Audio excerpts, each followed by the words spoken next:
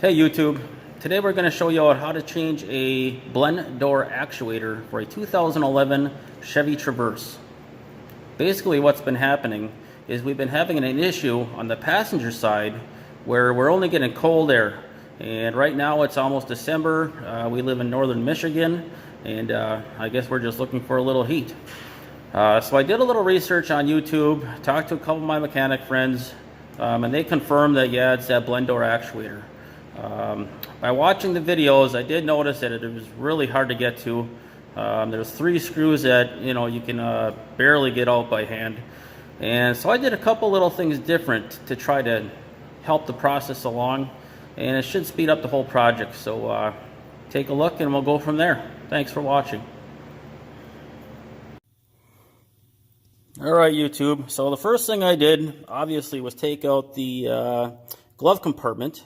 That wasn't so bad. It just kind of pulls off of each side, and there's these little plastic clips. You got to make sure that you lift straight up, and there's 3 of them, and make sure you don't drop it because I guess they're known to break pretty easy. Next thing what I did is I took out this side panel just to give me a little more access to the work and where I need to get to. Next, what you're going to want to do after the glove box is there's this little plastic shroud that goes up over the blower motor, and it's actually really easy to get off. It has these little plastic clips here. All you got to do is grab them with like a needle nose, or you can get them started by sticking a regular screwdriver under there, then they just pop out. So that's the easy part. Alright, so once you got the glove box out and your side panel out, what you see up in this left hand side, this is one of the actuators, but this is to change it from vent to defrost, and it also has that little red wiring harness. And so with all the videos that I've seen, this is always the hard part, is trying to video and trying to get access to where the other one is. If I put this up here and squeeze it back, you can just see where the other one is. I'm trying to get a light in there for you guys, but it's pretty hard. Alright, so now I'm laying on bottom, looking up from the bottom underneath the dash, and if you look right up in here, this is a blend door actuator that we got to change out.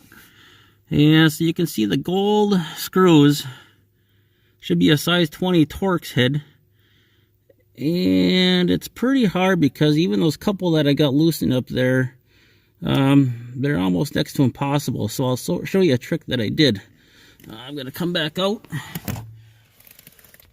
And so what I did, one of them you can access through one of these holes here for that top one. For the second one, what I did is I actually took a drill and I drilled this out right here, and you're able to get the second one.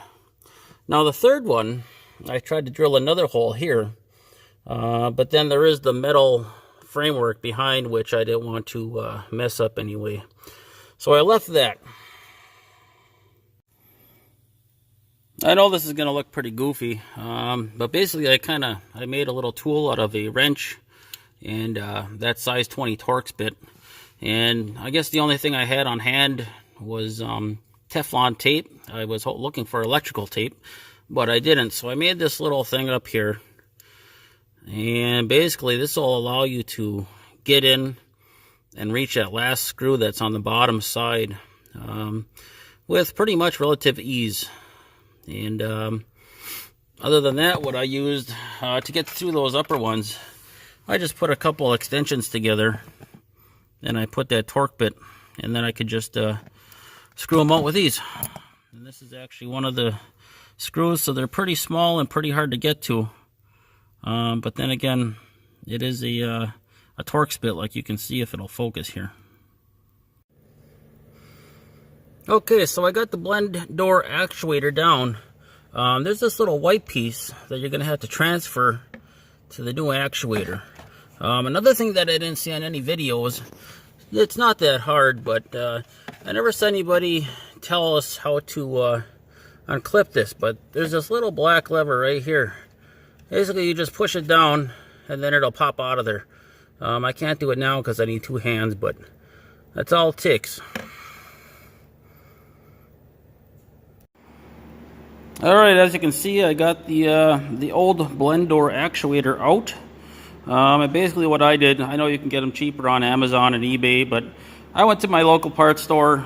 I paid a little more, but I figured if it was the wrong one, you know, it's easier than trying to get one back in the mail and sending it. So I'll flip this over. Here's that little white piece I was talking about. Basically, it's just gonna sit right in here when you're done, and then that goes back on. This is the part that turns your door for your temperature, hot and cold. Also, there's the wiring harness right there, it plugs into. So it should go back in rather smooth, I hope. Thanks. Okay, so I finished putting the actuator in, and just for fun, I'm going to show you when you change your defrost, the floor, or whatever you want to do. If you do that, this is the actuator. If you watch the actuating part, you'll actually see a turn. So that's how you can test these out. Basically, if you push your button and it doesn't move, 90% of the time it's going to be that actuator. So this upper one is for the defrost and for your vent.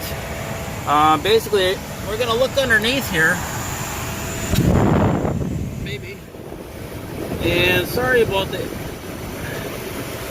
airflow here. But if you see, I'm going to turn up the temperature. You'll see this, you can see that starting to turn. And so basically, my repair was a success. And I'll turn it back down and you'll see that door actuator swing back open again. And there it goes. So it looks like everything is good to go. Just remember, you can access some of those screws through this upper part after you take your glove box out. This was probably one of the biggest things I did right here, was drill a hole right here. This hole I drilled was unsuccessful because I hit that metal bracing behind there, so I didn't use it. And again, just for the record, what I used to repair this, I had a little ratchet tool that you can buy. This was like $5 at the hardware store. That way you can, you know, even get in there a little bit and you don't have that big handle. Alright, so that's pretty much all I have for today. As you can see, I know I drilled those holes out, and some people might thought you might be able to see them, but you know, you can't see them anyway once you put your glove box back and stuff, but it sure did make the job easier. You know, I'm not a certified mechanic. I'm just a do-it-yourself guy. So pretty much anybody can do this. You just need the right tools and patience. And thanks for watching.